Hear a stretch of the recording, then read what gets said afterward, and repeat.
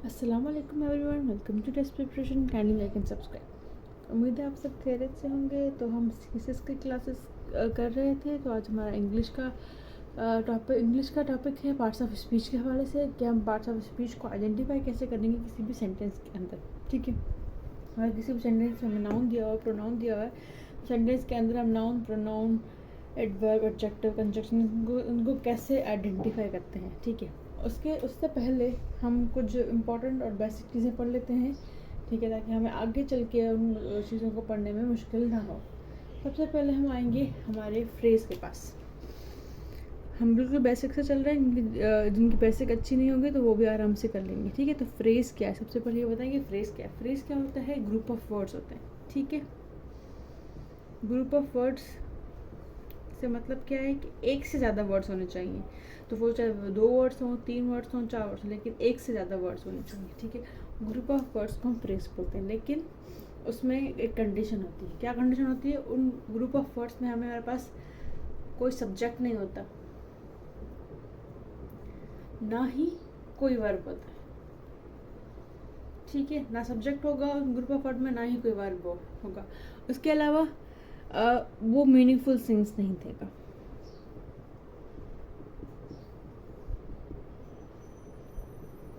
इसके अलावा वो मीनिंगफुल सेंस नहीं देगा। ठीक है, क्योंकि अगर आपके पास सब्जेक्ट और वर्ब नहीं होगा किसी भी फ्रेज के अंदर, तो वो वैसे ही मीनिंगफुल सेंस नहीं देगा। अगर आपके पास वर्ब नहीं है, सब्जेक्ट नहीं है, तो जो ग्रुप ऑफ वर्ड्स है वो वैसे ही मीनिंगफुल सेंस नहीं देंगे। तो फ्रेज वो है जिसमें ना वर्ब होता है, ना सब्जेक्ट होता है, वो बस वो ग्रुप ऑफ वर्ड्स होते हैं जो मीनिंगफुल सेंस नहीं देते। ठीक है, जैसे कि हम ये कहें कि हर डिपार्चर, इसमें आपको कोई भी वर्ब और वो सब्जेक्ट और वो नहीं मिलेगा, तो ये फ्रेज हो गया। ठीक है, इसमें आपको कोई भी मीनिंगफुल सेंस नहीं मिलेगा, आपको कोई अंदाज़ा नहीं होगा कि किस बारे में बात की जा रही है, क्या बात की जा रही है। जैसे आप बोलेंगे on time, on time, on time क्या आगे पीछे कुछ होगा तो हम समझ पाएंगे ना। सेंटेंस को कोई मीनिंगफुल सेंस नहीं आ रहा तो ये फ्रेज है। ठीक है, उसके आगे चलते हैं हम। देन हमारे पास आ जाता है क्लॉज। क्लॉज क्या होता है? वो भी ग्रुप ऑफ वर्ड्स होते हैं, वो भी एक से ज़्यादा हो सकते हैं, इनके 2, 3, 4 कुछ भी हो सकते हैं। ठीक है, फ्रेज में भी ग्रुप ऑफ वर्ड्स होते हैं, लेकिन इसमें क्या कंडीशन होती है? इसमें कंडीशन ये होती है, उसमें सब्जेक्ट भी होना चाहिए प्लस वर्ब भी होना चाहिए। ये दोनों चीज़ें होनी चाहिए। ठीक है, और ये दोनों चीज़ें होंगी तो ऑटोमेटिकली वो ग्रुप ऑफ वर्ड्स क्या होंगे? मीनिंगफुल सेंस देंगे, वो दोनों मीनिंगफुल सेंस देंगे। ठीक है, तो उस क्लास में क्या होता है? ग्रुप ऑफ वर्ड्स होते हैं विद सब्जेक्ट एंड वर्ब, और वो मीनिंगफुल सेंस देते हैं। जैसे कि हम लिखें वी, मैं एक पूरा सेंटेंस लिखते हैं। ठीक है, in the end we all have to die. ठीक है, अब यहाँ तक क्या है? हमारे पास फ्रेज है, और यहाँ से लेकर यहाँ तक क्या है? हमारे पास क्लॉज है। ये क्या है? हमारा सब्जेक्ट। ठीक है, और ये क्या है? हमारा वर्ब। तो सब्जेक्ट वर्ब जब हमारे पास होंगे तो वो ऑटोमेटिकली क्लॉज बन जाएगा। ठीक है, और क्लॉज बन जाएगा दैट मीन्स वो मीनिंगफुल सेंस देगा। We all have to die, और इन द एंड अगर मैं खाली लिखूँ तो आपको वो मीनिंगफुल सेंस नहीं देगा और आपको समझ नहीं आएगा। लेकिन खाली अगर मैं इसको लिखूँ we all have to die, तो इसकी मीनिंग आपको समझ आ रही होगी। इसके अलावा भी दैट मीन्स एक क्लॉज है और इसको ये मीनिंगफुल सेंस देगा। देन हमारे पास आ जाता है सेंटेंस। सेंटेंस क्या होता है? सेंटेंस वो होता है कि a group of words ends with a full stop।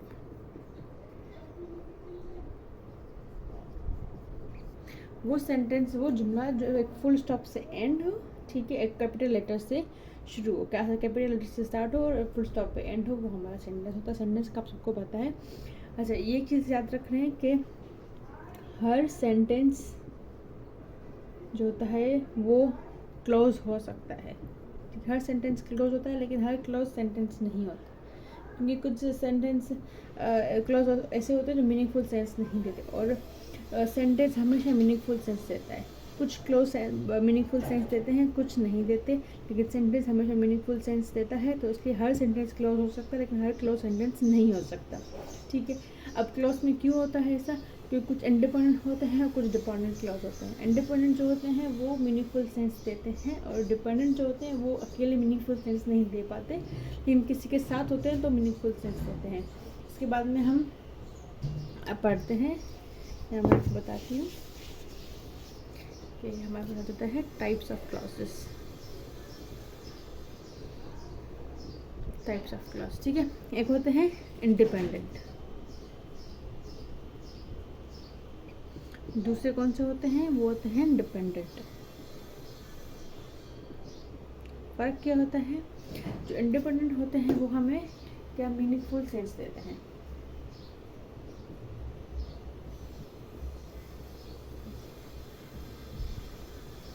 ठीक है, और जो डिपेंडेंट होते हैं वो मीनिंगफुल सेंस नहीं देते अगर उनको सिर्फ अकेले लिखा जाए तो। इसलिए वो इंडिपेंडेंट नहीं, वो डिपेंडेंट किसी और सेंटेंस पे डिपेंड कर रहे होते हैं, ठीक है। जैसे कि मैं एक सेंटेंस यहाँ पे लिखूँ, if he comes I will go. अब देखिए सब्जेक्ट और वर्ब तो दोनों के पास है, ठीक है, ये पूरा सेंटेंस है, ये एक पूरा सेंटेंस है, इसके अंदर दो क्लॉज है, एक ये वाला क्लॉज है, ठीक है, एक ये वाला क्लॉज है, ठीक है। अब इसमें भी सब्जेक्ट वर्ब है, इसमें भी सब्जेक्ट वर्ब है। डिफरेंस क्या है कि अगर मैं सिर्फ इसको खाली लिखूँ, सिर्फ इसको लिखूँ आई विल गो, तो ये मीनिंगफुल सेंस देगा, दैट मीन्स ये इंडिपेंडेंट है, इसको हम इंडिपेंडेंटली लिख सकते हैं, ठीक है। अगर मैं सिर्फ ये लिखूँ इफ़ ही कम्स, तो आपको लगेगा कि कुछ अधूरा है, कुछ आना चाहिए इसके आगे या पीछे, तो सेंटेंस कंप्लीट होगा, कोई चीज़ कंप्लीट होगी तो चीज़ समझ में आएगी। तो ये डिपेंडेंट है, ये ऐसे समझ में नहीं आ रहा, ठीक है। तो इस तरह से क्लॉज भी दो टाइप के होते हैं, एक डिपेंडेंट होता है और एक इंडिपेंडेंट होता है। आगे चलते हैं, अब हम पढ़ेंगे नाउन। नाउन क्या होता है? नाउन जो हम बचपन से पढ़ते आते हैं, noun is a naming word. Noun एक नेमिंग वर्ड है, ठीक है। और प्रोनाउन क्या होता है? प्रोनाउन होता है वो वर्ड जो यूज़ होता है इंस्टेड ऑफ नाउन, नाउन की जगह पे, जहाँ जहाँ नाउन आता है उसकी जगह पे प्रोनाउन हम दे सकते हैं, ठीक है। अब उसको आइडेंटिफाई कैसे करेंगे सेंटेंस के अंदर? आइडेंटिफिकेशन ऑफ नाउन कैसे करेंगे? नाउन का आइडेंटिफिकेशन ऐसे करेंगे हम, जब सेंटेंस में पूछा जाए हु, हुम या व्हाट, इसका आंसर जो चीज़ दे वो हमारा नाउन होगा। किसने किया, कौन था, क्या है, ये इसका आंसर कौन देता है? हमारा नाउन देता है, ठीक है। और एक नाउन, ये एक तरीका है नाउन को पहचानने का। अगर आप कोई सेंटेंस में समझ नहीं आ रहा नाउन क्या है, तो आप खुद से सवाल करें कि वो कौन है, किसने किया, क्या है, तो आपको ऑटोमेटिकली पता चल जाएगा कि सेंटेंस के अंदर नाउन क्या है। एक और तरीका है नाउन को पहचानने का, वो क्या है? आर्टिकल। क्योंकि जो आर्टिकल्स हैं वो हमेशा नाउन के साथ ही यूज़ होते हैं। आर्टिकल्स हमेशा बिफोर नाउन यूज़ होते हैं, ठीक है, बिफोर नाउन आर्टिकल्स यूज़ होते हैं, और आर्टिकल कभी भी एडजेक्टिव के साथ यूज़ नहीं होते, ठीक है। आर्टिकल एडजेक्टिव के साथ यूज़ नहीं होते, आर्टिकल सिर्फ नाउन के साथ यूज़ होते हैं और बिफोर नाउन यूज़ होते हैं। एक सेंटेंस का एग्जांपल हम देख लेते हैं।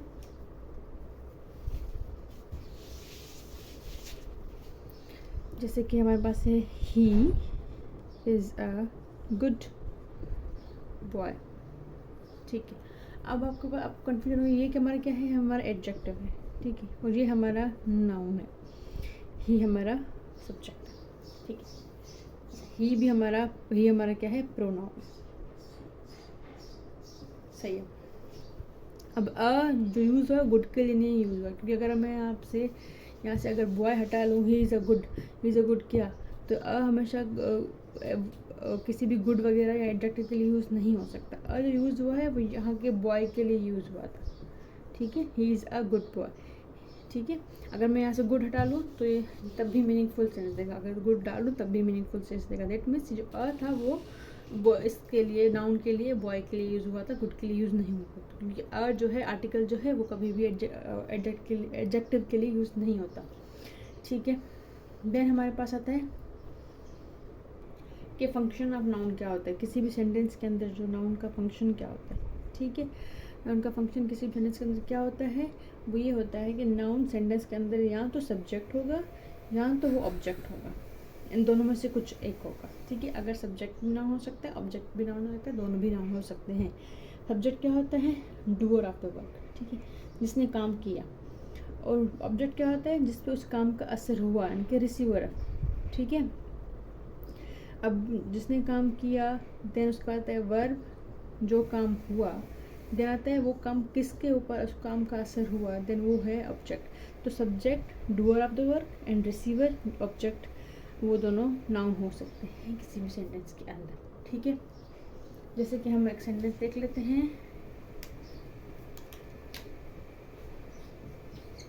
Ali helped me. यहाँ पे अली क्या है, सब्जेक्ट है, और अली वैसे क्या है, पार्ट्स ऑफ स्पीच में वो नाउन है। ठीक है, मी क्या है, वो सब्जेक्ट है, सॉरी मी क्या है, वो ऑब्जेक्ट है, वो भी हमारे किस कैटेगरी में आता है, नाउन के कैटेगरी में आता है। दैट मीन्स नाउन जो है सब्जेक्ट ऑब्जेक्ट दोनों का वर्क काम कर सकता है। अच्छा, इसके अलावा ये होता है कि अब कभी कभी यहाँ पे एंड में ऑब्जेक्ट नहीं लगा होता है, कभी कभी सब्जेक्ट कॉम्प्लीमेंट्री लगा होता है। वो कैसे, एक सेंटेंस भी कर लेते हैं ताकि आपको कभी कन्फ्यूजन ना हो ऑब्जेक्ट पहचानने में। ठीक है, देखिए हमने एक सेंटेंस लिखा था, Ali is a good boy.